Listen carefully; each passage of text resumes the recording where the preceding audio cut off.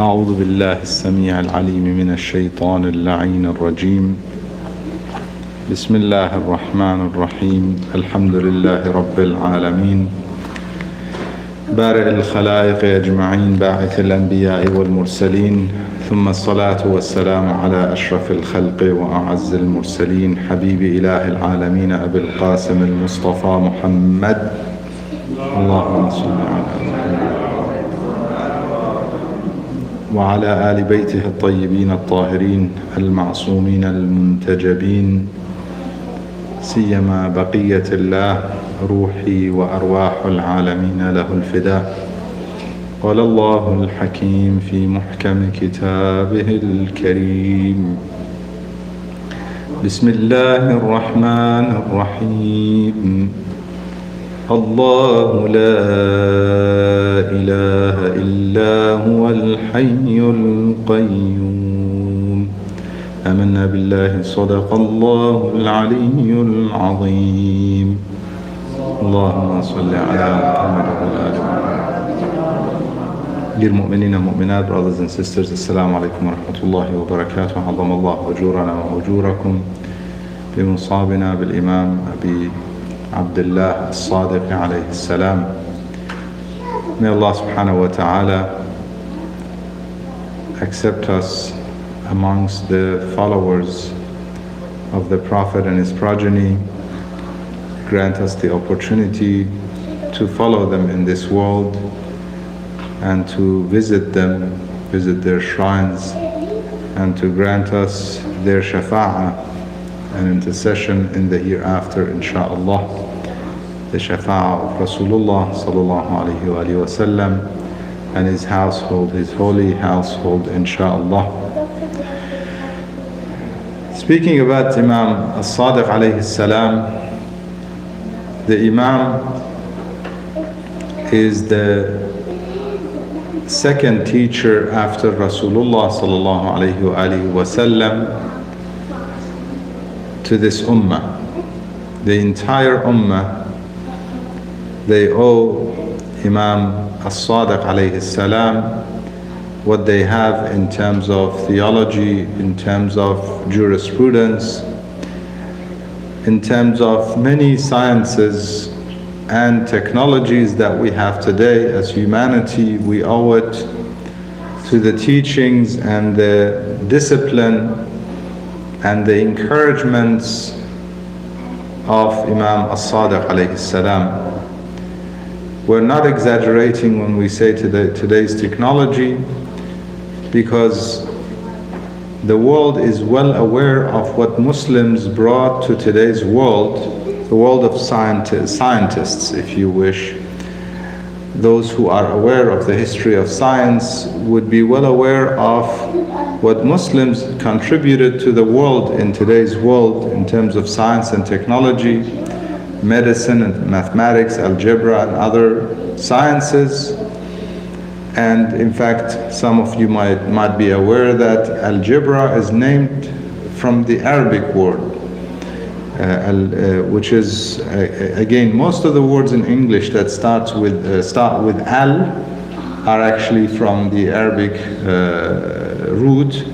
Alcohol is actually al-kuhul, which is pretty much an Arabic word, and many other words are of that nature that in fact the world today owes to the early Muslim scientists. And the early Muslim scientists in fact owe what they have to Imam Ja'far As-Sadiq alayhi salam. If we want to be fair historically and revisit Islamic history, we'll find that the teacher who brought so much wealth and encouraged so many students, and some of his students became pioneers in science and technology and medicine, is none other than Imam Ja'far As-Sadiq alayhi salam.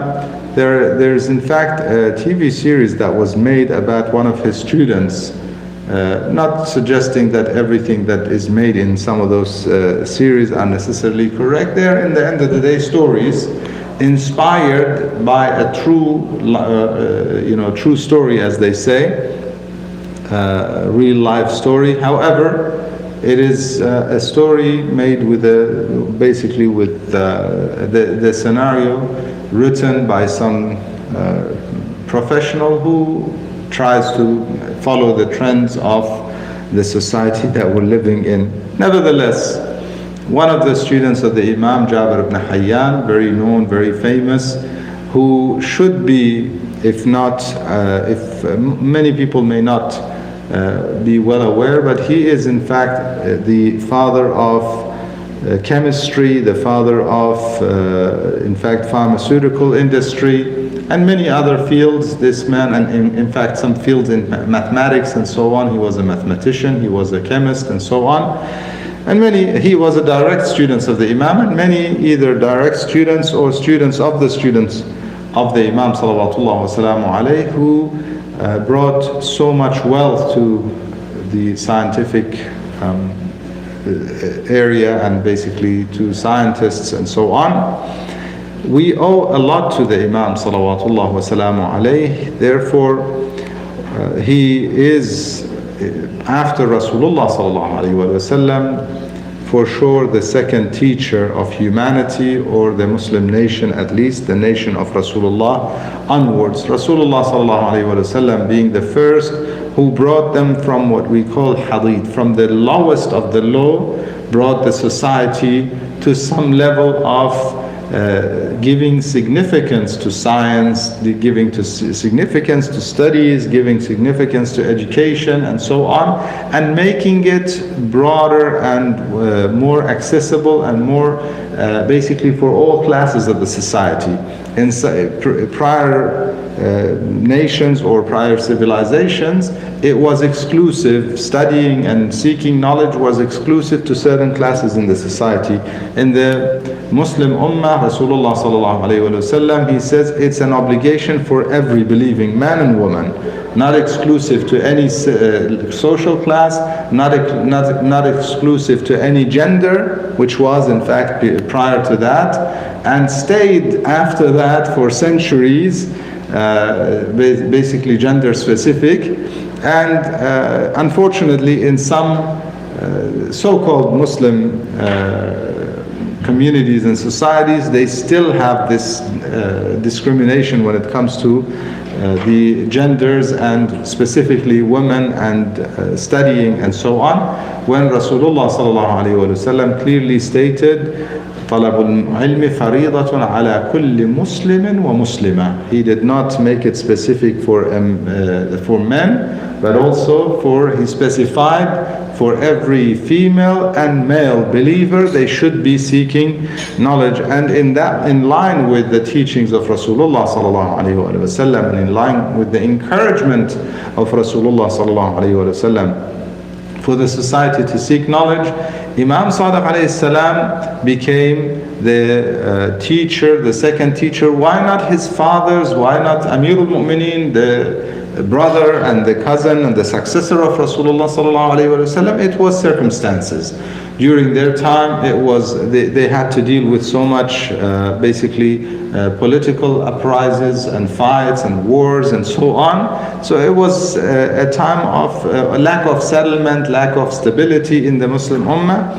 The time of Imam Sadiq alayhi salam witnessed a little more stability, in a sense, a little more wealth for people to be able to focus more on studying rather than having to strive to earn a living, simply to earn a living for themselves and their families. And this is why I often tell mu'mineen and mu'minat, if you find somebody, and this should be the way of, or the attitude of believers in general, we should be, as Muslims, we should be pioneers in scholarships. If you find someone interested in seeking knowledge, you should sponsor them. You should be encouraging them. You should be pushing them. You should be sponsoring them, giving them whatever you can. And this is in fact a command from Allah subhanahu wa ta'ala. This in fact is the legacy of Imam Sadiq alayhi salam that I want us to focus on. Imam Sadiq alayhi salam established the Islamic seminary in the way it is known today.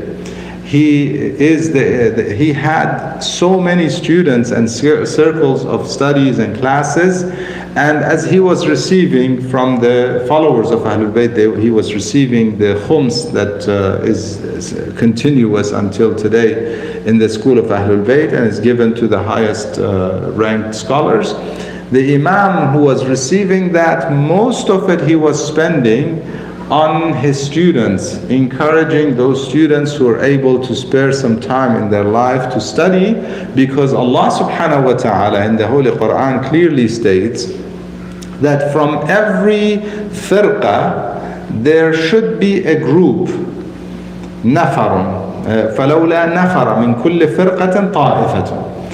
If from every firqa there has to be a few from every group of people, and I want to apply it in today's world so that we understand what it means. I had a long time ago, we had an interfaith discussion, a dialogue with the church and so on.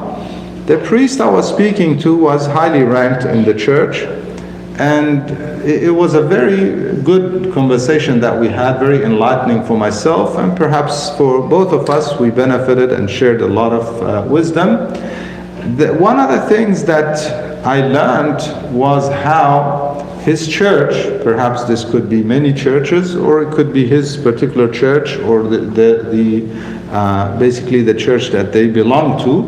His church would make sure that for every 20 families that they're serving, if a church has, say, 200 member church, meaning 200 families they're serving, for every 20 families they have to make sure there is a specific individual who is assigned for them.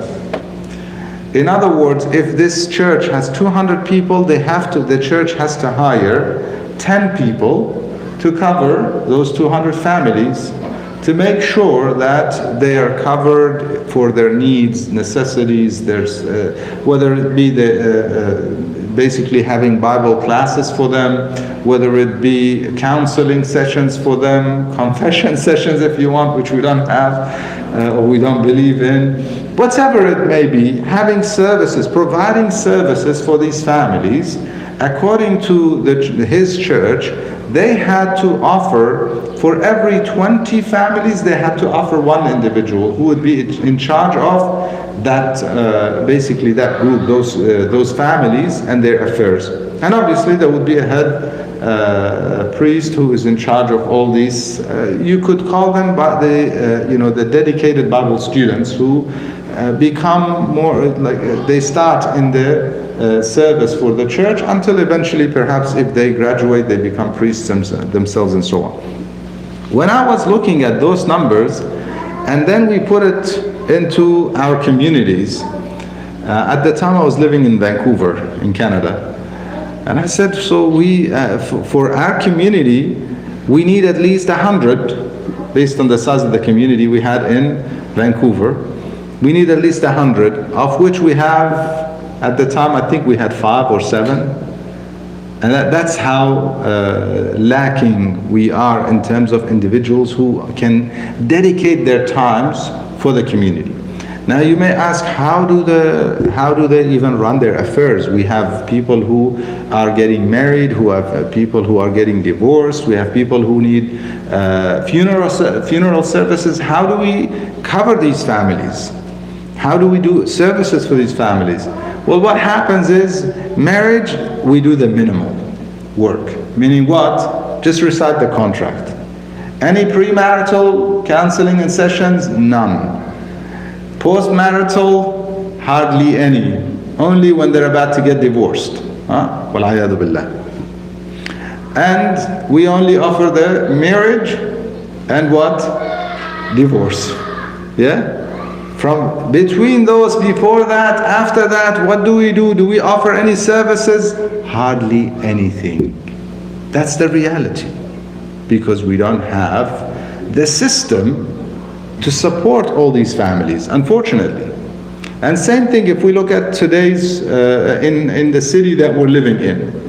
Okay? And wherever you are, wherever you're listening, if you assess it by your own city, you'll find that we're facing the same problem. We don't have enough students who are in the position to counsel people, in the position to help people, assist people, in the position to give classes if needed, whether it be Quranic classes, Arabic classes, perhaps theology classes, other discussions and classes. So it becomes a matter. So now the next question is, what about, okay, marriage and divorce? What happens to funerals? We have to have some individuals who are trained, which alhamdulillah we have in the community some, who train to that level that they're able to offer that service. Alhamdulillah, this is a ni'mah from Allah subhanahu wa ta'ala, a blessing that at least we're able to do the bare minimum. But beyond that, what are we doing? We're hardly doing anything. Imam Sadeq alayhi salam set up a society at the time and encouraged a society, Muslim society. When we're speaking of a Muslim society, I was speaking to in an intra-faith discussion with a brother from the Sunni school of thought. And they mentioned that Abu Hanifa is a student of Imam Sadeq alayhi salam. I said, yes, he is a student of Imam Sadeq alayhi salam. So why don't you go to the teacher? That was my question to them. Why don't you go to the source, to the teacher? Abu Hanifa himself, he says, لولا السنتان لهلك النعمان. He says, if it wasn't for the 2 years, he's referring to the 2 years he studied under Imam Sadeq alayhi salam. It's a well-known fact. If you study the history and if you're fair, you will see that, in fact, he said that statement was said in a context that it was a debate and he was proven wrong, and at that point he said, if it wasn't for the 2 years, I would be nothing. Meaning, I now realize again, because he was proven wrong many times by Imam Sadeq alayhi salam, in one of those times he admitted that all I have is from the 2 years. لولا السنتان لهلك النعمان, he says. And as I said, this is the Imam student in jurisprudence, in fiqh. You look at his students in, one of his students in theology, Hisham ibn al-Hakam. I urge mu'mineen and mu'minat, study the debates that Hisham had with atheists at the time. It was an issue that they were facing at the time. I mentioned earlier during Jum'ah that unfortunately the same debates, same discussions, same conversations, same arguments that atheists had against believers, that they have against believers today, they had back then. Same. You go and refer to the debates that the Imam or his students, specifically Hisham ibn al-Hakam, had with Zanadiqa, and you will, because it was actually a whole movement which we are facing today as well, pretty much. I said to many mu'mineen and mu'minat, many, in fact, in interfaith discussions, I said it to other schools of thought, that what we are facing today as believers collectively is an issue of atheism, which is growing. Specifically, it's growing in the academic environment, in universities. And sadly enough, more so with basically literature studies and so on, more than science. You would think scientists? No. They actually see God more than those who are trying to learn philosophy and basically make what we call sophisticated arguments. You know, black is not black and white is not white. It's all a matter of perspective and so on and so forth. All the philosophical arguments. More so amongst those people, more so amongst those who are studying, in fact, even psychology and so on, you'll find that there is a growing trend of people accepting or promoting and pushing and arguing for atheism. Now, anti-theist is another issue which is less common, but you see growing atheism. And believe it or not, their arguments, if you study them and go and compare it to what they argued to Imam Sadeq alayhi salam or his student Hisham ibn al-Hakam, you'll find it's the same thing. They're not saying anything new, and that was responded to back then. One of their, in fact, greatest scholars of Zanadiqa at the time, okay, a scientist, a scholar, a thinker, who argued with many people of faith, including many Muslim scholars, and oftentimes, as we say in Arabic, afhamahum, he would basically win the debates with them, with many of them. Therefore, he was very arrogant about himself, and people were afraid of debating him. Hisham ibn al-Hakam says, I witnessed how in few sentences, Imam Sadeq alayhi salam, he puzzled him, he turned him upside down. He left the debate, he said, I can't say anymore. I myself now am confused. In few sentences. The Imam asked him, I don't want to go through the debates. The Imam asked him, are you the maker or are you made? Sani'un am masnu'. One question, and then follow-up question, and he puzzled him. He said, I'm puzzled. Two questions from the Imam, Hisham ibn al-Hakam narrates it. He says, I witnessed how the Imam had this debate. It's a very famous debate, in fact, that Abil Awja is the name. If you want to search it, you'll find it. The debate of Imam Sadeq alayhi salam, narrated by Hisham ibn al-Hakam with Abil Awja, one of the great Zanadiqa at the time, atheists at the time. We're speaking about 12 centuries ago, 12 plus, yeah? Almost 13 centuries ago, the Imam had this debate, and the head of Zanadiqa, the atheist at the time, was puzzled. He was dumbfounded, could not respond. We have that, we have those treasures from the Imam salawatullah wasalamu alayhi and his students from that time. And the Imam set up that system for our societies.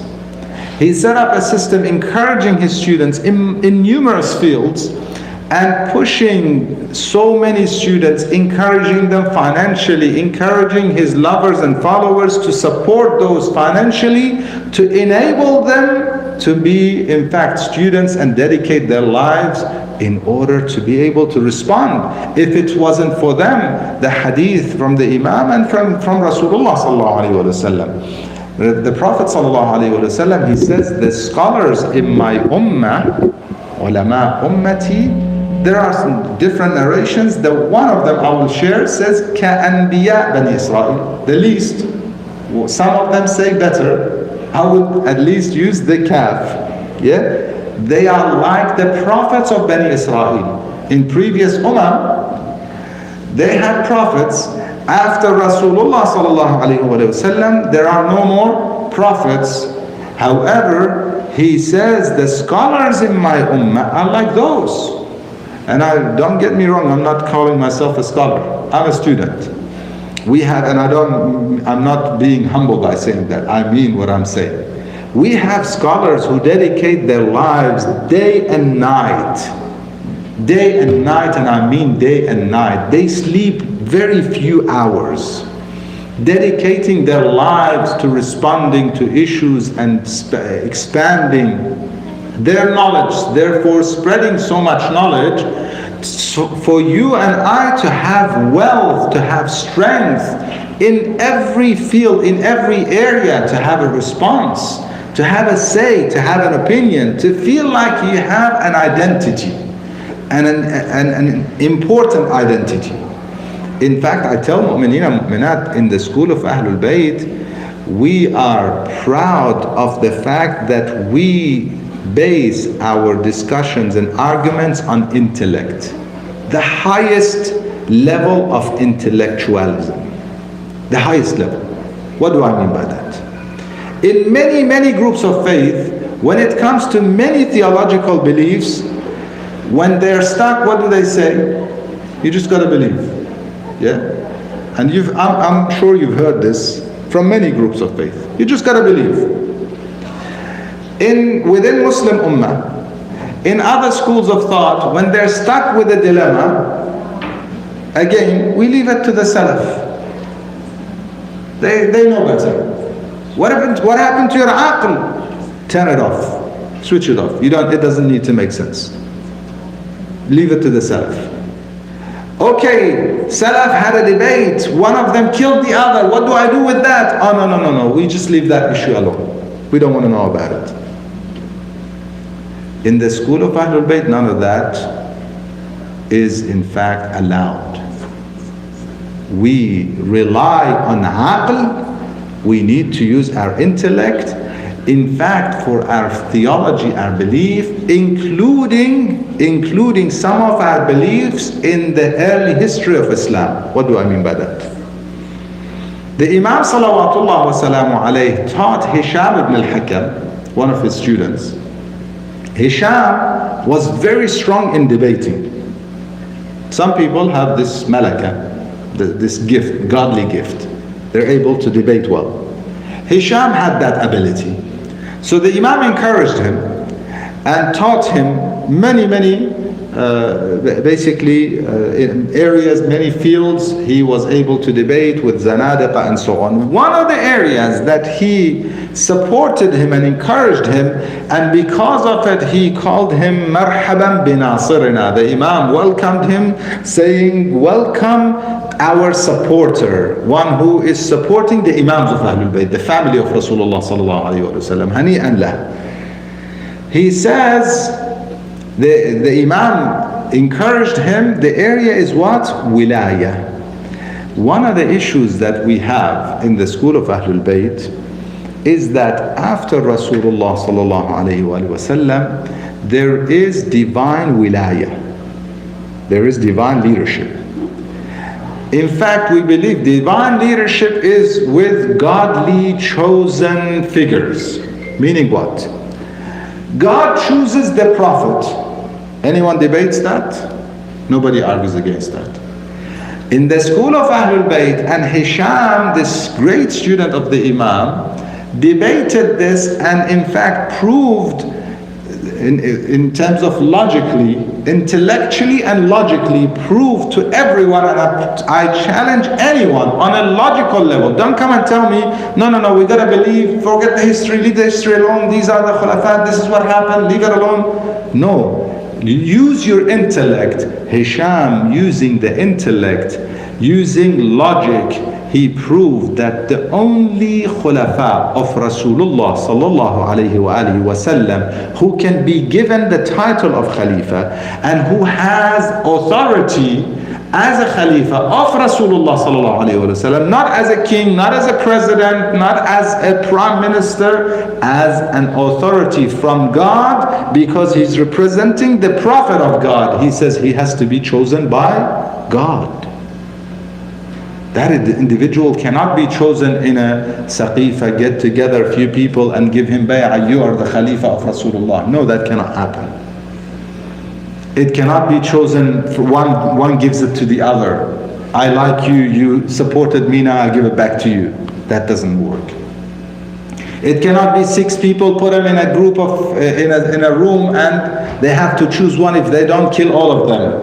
You know, if you read the history, you'll know what I'm referring to. That is not how you appoint or accept a divine leader. One of the issues that comes back to the, again, early history and how the course went from then is, in fact, an issue that we have to use our aql, our intellect. How can I accept that the daughter of Rasulullah sallallahu alaihi wasallam has no Khalifa nor Imam, or dies while she is upset with the Imam of her time? How could that work? And she is the first one who enters paradise, according to Rasulullah sallallahu alaihi wasallam. Authentic hadith, Shia and Sunni narrate that the first one who enters paradise is your Prophet, awwalu, your Nabiyukum, and he says before him, in front of him, is his daughter Fatima sallallahu alayhi. Allahumma salli ala Muhammad. There is an issue there. So we use our intellect for that. Why is it significant? Because if we don't use our intellect for that, until today we think we have to follow MBS, and I like the BS part about him. We have to follow him as a leader. We have to consider him or the likes or scholars who are appointed by him and by people like him. One day they tell you this is not allowed, the next day now they're turning the entire city of, or the entire region of Rasulullah sallallahu alaihi wasallam, they're turning it into a mockery for the Muslim world. Where did that start? That started from the wrong chain. You either accept and know the Khilafah from Rasulullah sallallahu alayhi wa sallam, or you don't. Coming back to the legacy of Imam Sadeq alayhi salam, he trained individuals and he supported and promoted and funded, and in other words taught us, and he taught his followers to fund individuals, and fund individuals just like Quran tells us, not just one, طائفة من كل فرقة طائفة. Now if you do if you use the Arabic language and understand how it works, you'll find that it matches, or it's very close to what other groups of faith, including the church, is doing. Firqa, in terms of numbers, is this 20, 30, 40 people, that is considered a firqa. And ta'ifa is, a handful of people. It could be, in other words, it has to represent that group. It has to match that group. Ta'ifa from firqa has to be matching. You cannot have 1,000 people, a city of 1,000 people, and only one person has to serve them. That doesn't match. That ta'ifa is not matching of that firqa. That is actually way more than firqa. Therefore, if we follow the teachings of the Quran and follow the teachings of Rasulullah sallallahu alaihi wasallam and his grandson Imam Sadeq alayhi salam, we need to be supportive. Either we are ourselves seeking knowledge, or we follow those who are seeking knowledge and support them, help them, support them, fund them. In your city, I urge you, mu'mineen and mu'minat, in your own city, find individuals who are keen and interested and have the skills and abilities to become students who can actually bring wealth to the community and enrich the community with answers to questions when they arise. Find those individuals and honor them, not just fund them and sponsor them, honor them. Quran tells us, هل يستوي الذين يعلمون والذين لا يعلمون? Are they equal, those who know and those who don't know? Allah subhanahu wa ta'ala is asking us. Rasulullah sallallahu alayhi wa sallam says, Akrimul alim, honor the alim. One who's seeking knowledge, support them, help them, honor them. Not for them as the person, for their knowledge and for the path they have taken, the path of Anbiya. Ulama ummati ka Anbiya Bani Israel. This is the path of the prophets that they have taken upon themselves. Honor them. And this is what we need to do collectively. Every one of us need to do it individually and collectively as a community. We need to come together and support people who can be the bearers of the light and the bearers of the banner of Rasulullah sallallahu alaihi wasallam and his family, following the legacy of Imam as-Sadiq alayhi afdal salawat wa tahiyyat. This is in fact if you want, the wasiyah, the essence, the summary of the life of Imam Sadeq alayhi salam comes back to knowledge, comes back to seeking knowledge and giving knowledge. I want to bring us to the time after the Imam was poisoned, and in the last days of his life or last hours of his life. According to his wife, she says to one of the students, he said, I came to visit after the Imam had departed, and I was told, his wife told the student, she said, do you want to know what was the wasiyyah of the Imam, the last words of the Imam? Mu'minina, mu'minat, you want to know the wasiyyah of the Imam? The wasiyyah of the Imam is about connecting with Allah subhanahu wa ta'ala. Again, connecting with Allah subhanahu wa ta'ala cannot happen without knowledge. Because even salat of one who has knowledge cannot equate to the salat of one who has no knowledge or little knowledge. The more knowledge you have, the higher you can ascend in your journey to Allah subhanahu wa ta'ala. The Imam says, after gathering his family members and his companions, and this is a very important reminder, especially for our youth, to value salat.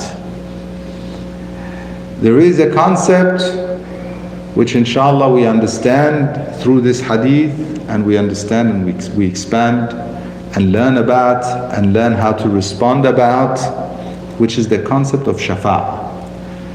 Most Muslims believe in it, and they believe in the shafa'ah, the greatest shafa'ah of Rasulullah sallallahu alayhi wa sallam on the Day of Judgment. Ash-shafa'atul kubra al-maqam al-mahmud. Asa an yab'athaka rabbuka maqaman mahmuda. The shafa'ah of Rasulullah sallallahu alayhi wa sallam and the shafa'ah of Ahlul Bayt is conditional here. Is conditional to those who connect with Allah subhanahu wa ta'ala. You cannot be outside the realm of connection and gain the shafa'ah of Rasulullah sallallahu alayhi wa sallam. The hadith, the Imam says, after gathering his family members, he says to them, لا ينال شفاعتنا مستخفا بالصلاة. If you undermine the value of salat, you need knowledge to understand what is istighfaf bis-salat, and you need more knowledge to not be mustakhifan bis-salat. Just like when you go in any other field in life, if you value it, you study more about it, correct? If you value your car, you study about how to take care of your car. If you value your computer, you study about how to take care of your computer. If you value anything, you buy something and you want to use it and you think it's a good thing, you study of how best to use it in order to make sure that you've made the best use of it. If you value your salat, how is it that we do not study about our salat? That is mustakhifan bis-salat wal-'ayadu billah. La yanalu shafa'atuna. In other words, for those who think that I follow the Imams of Ahlul Bayt, I believe in God and His Messenger, and I follow the family of Rasulullah, and I love them and visit them, therefore I gain their shafa'ah. It doesn't work as simple as that. There's a condition. بِشَرْطِهَا وَشُرُوطِهَا. One of the conditions is this issue of salat. Inshallah, we do not undermine the value of salat. Sallallahu alayka ya Rasulallah. Sallallahu alayka wa ala ahli baytik al-madlumin. Sallallahu alayka ya Aba Abdullah, ya Ja'far ibn Muhammad, أيها الصادق يا ابن رسول الله، يا حجة الله على خلقه، يا سيدنا ومولانا، إنا توجهنا واستشفعنا وتوسلنا بك إلى الله، وقدمناك بين يدي حاجاتنا، يا وجيها عند الله، اشفع لنا عند الله. Imam Sadeq alayhi salam, eventually after a journey of spreading knowledge, faced so many incidents, including times that they set his house on fire. Eventually the Imam was poisoned, salawatullah wa salamuhu alayhi. When the Imam was poisoned, his family members around him, farewelling him, he gave his wasiyyah.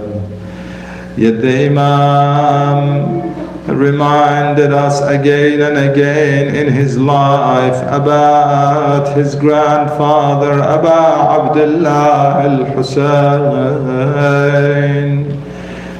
Again and again the Imam encouraged his lovers and followers to visit Abu Abdullah al-Husayn. Razaqana Allah wa iyyakum. May God grant us the ziyarah of the Imam, salawatullah wa salamuhu alayhi. He says to one of his companions, he says, do you visit Abu Abdullah often? He says, not often, Ya ibn Rasulullah. He says, do you visit him daily? He says, no. He says, do you at least visit him weekly? He said, no.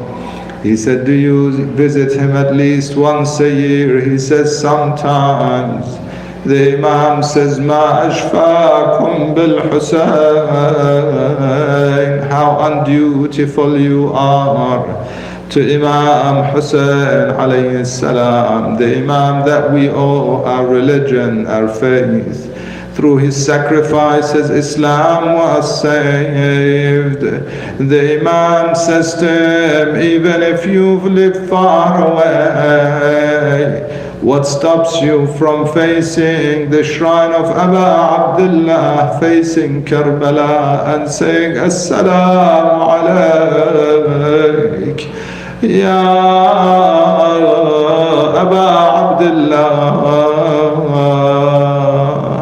From far we say, Assalamu alayka, Ya Abu Abdullah. Assalamu alayka, Ya ibn Rasulullah. Assalamu alayka, Ya ibn Amir al-Mu'mineen, wa ibn Sayyid al-Wasiyyin. السلام عليك يا ابن فاطمة سيدة نساء العالمين. السلام عليك يا ثار الله وابن ثاره والوتر الموتور. لا حول ولا قوة إلا بالله العلي العظيم. إنا لله وإنا إليه راجعون. وسيعلم الذين ظلموا آل محمد أي منقلب ينقلبون والعاقبة للمتقين.